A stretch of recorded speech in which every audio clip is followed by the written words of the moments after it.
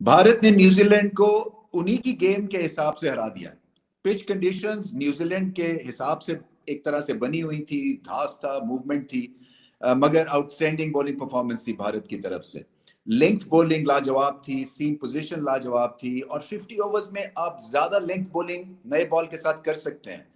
T20 में आपको variations का ख्याल करना पड़ता है, मगर वनडे क्रिकेट में आप ये जो लेंथ बॉलिंग है, ये एक नॉर्मल बॉलिंग जो है, इसको एक्सटेंड कर सकते हैं, और भारत ने एग्जैक्टली ये किया। देखिए, अच्छी टीम की एक और भी निशानी है कि वो कंडीशंस को जल्दी से भाप लेती है, और भारत के जो फास्ट बॉलर्स हैं, शायद पेस उतनी ना हो, मगर जो क्वालिटी थी और एक जगह बॉल करने की जो एक तरह से आदत बना ली गई, और सीम पोजीशन के हिसाब से फील्ड को सजाना, स्लिप्स के थ्रू प्रेशर क्रिएट करना, ये आउटस्टैंडिंग स्टफ था। और फिर स्पिनर्स ने भी आके बहुत अच्छी बॉलिंग की, सो एक कंप्लीट परफॉर्मेंस थी। और न्यूजीलैंड बुरी टीम नहीं है, इस वक्त रैंकिंग्स में टॉप की टीम है, मगर अपनी गेम में वो हार गए, क्योंकि बैटिंग में कोई कॉन्फिडेंस नहीं देखा है, कोई एक रिलायबिलिटी नहीं थी, एक रिदम नहीं था। तो सबसे बड़ी बात तो भारत की ये है कि भारत को भारत में हराना ऑलमोस्ट इम्पॉसिबल हो गया, और ये चीज सीखने वाली है और सब कॉन्टिनेंट टीम्स के लिए, इंक्लूडिंग पाकिस्तान, क्योंकि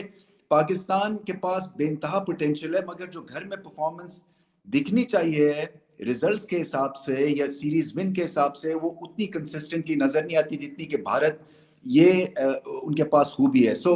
वर्ल्ड कप ईयर में ये इंपॉर्टेंट ऐसे माइलस्टोन्स होते हैं। और फिर बैटिंग तो आसान बन गई थी भारत के लिए, इसलिए कि जब आपके पास रोहित शर्मा जैसे आउटस्टैंडिंग एक बैट्समैन मौजूद हैं, कमाल खेलते हैं वो, हुक पुल के लाजवाब स्ट्राइकर हैं वो, तो फिर ये ऐसा 110 का रन चेस बड़ा आसान हो जाता है।